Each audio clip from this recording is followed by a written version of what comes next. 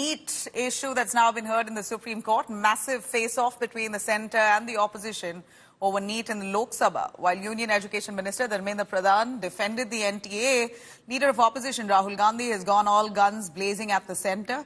The Union Education Minister Dharmendra Pradhan, while attacking the Congress, said that it was Congress government that failed to reform the education system all in the years that they were in power, and that paper leaks were rampant during the Congress regime and largely along the Congress-run states. He's also said that the opposition was politicizing the issue despite there being no proof of mass paper leak. The Leader of Opposition, Rahul Gandhi, has gone all guns blazing at Dharmendra Pradhan, blaming everyone that the government was passing the buck, claiming that the centre is responsible for this. Rahul has attacked the centre, saying rich in India could in fact literally buy over the education system, and that the problem must be fixed at a systematic level. That paper leak was really a serious concern. Meanwhile, hearing on NEET has resumed today in the Supreme Court, with top court asking tough questions to both the parties in this case. Now, the minister has blamed everybody except himself, right? I don't even think he understands the fundamentals of what is going on here. आप प्रश्न क्या है आपका?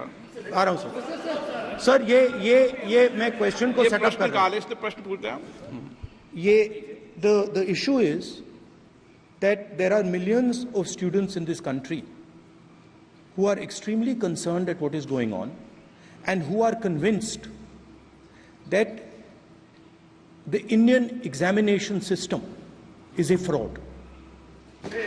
That is what is at stake here. Millions of people believe that if you are rich and if you have money, you can buy the Indian examination system. And by the way, and this is the same feeling that the people in the opposition have. And that is why we are asking some very simple questions to Honorable Minister. Number one, as this is a systemic issue, what exactly are you doing to fix this issue at a systemic level? Yes. That's the first question. Okay. Question में चल रहा है अभी। Please. अब मैं मंत्री जी मैं एक बार बोल दूं इस बात पे। चलो मंत्री जी आप शॉर्ट में जवाब दो, फिर मैं बोल ही देता हूं आज।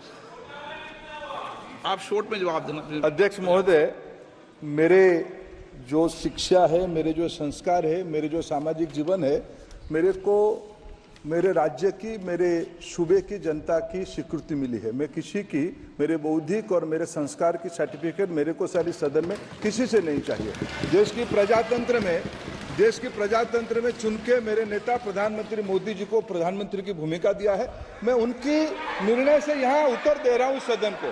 बाकी ये कहना चिल्लाने से सच झूठ नहीं हो जाएगा साहब। ये जो कहा गया देश की अभी की एग्जामिनेशन सिस्टम रबिश है सर, इससे दुर्भाग्यजनक बयान देश की नेता प्रतिपक्ष का कुछ नहीं हो सकता है सर। मैं कठोर शब्द से इसको निंदा करता हूं।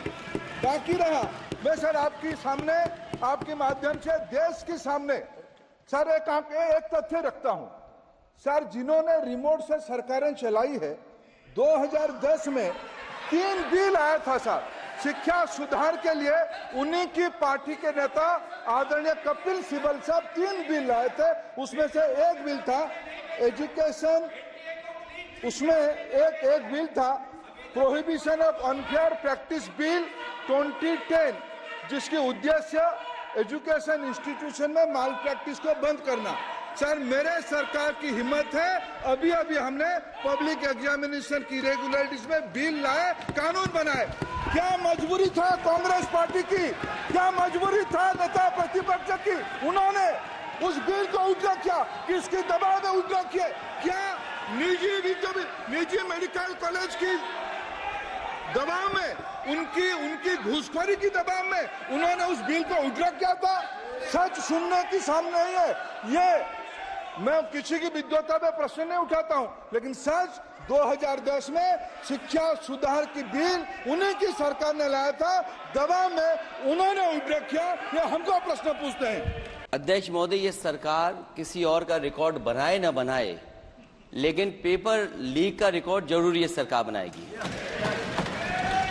अध्यक्ष महोदय, मुझे इसके बैकग्राउंड में नहीं जाना है कि पूछें। अध्यक्ष महोदय, मुझे बैकग्राउंड में नहीं जाना है कि कब, कैसे, किस संस्था को बनाया गया है। पूरे देश के छात्र इस पे आंदोलित थे।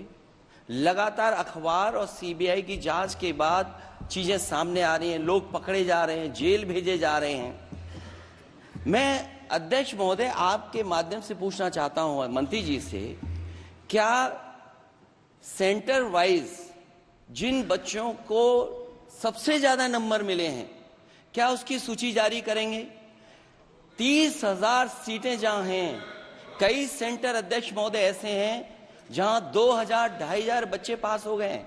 सरकारी सीटें 30,000 हैं, कई सेंटर में 2,000 से ज्यादा पास हो गए।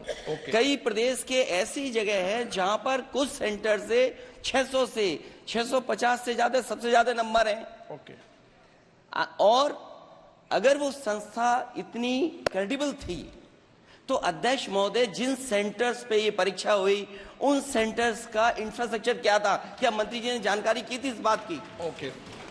अध्यक्ष महोदय, मेरे आपके माध्यम से एक ही निवेदन है कि बिना ये मंत्री जी रहेंगे तो न्याय नहीं मिलेगा बच्चों को। अध्यक्ष महोदय, आदरणीय अखिलेश जी की प्रश्न का मैं विनम्रता से उत्तर देना चाहूंगा कि अभी अभी सुप्रीम कोर्ट में जो चल रहा है केस, सुप्रीम कोर्ट ने ऑर्डर दिया पूरा विद्यार्थियों की सूची को वेबसाइट में उपलब्ध करा दो।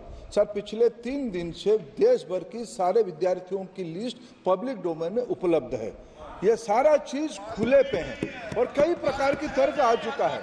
सर, मैं एक अभी उसमें केरल के विद्यार्थी भी अच्छे किए हैं, क्या हम ये कहेंगे भी वहां भी कुछ गड़बड़ी हुई थी?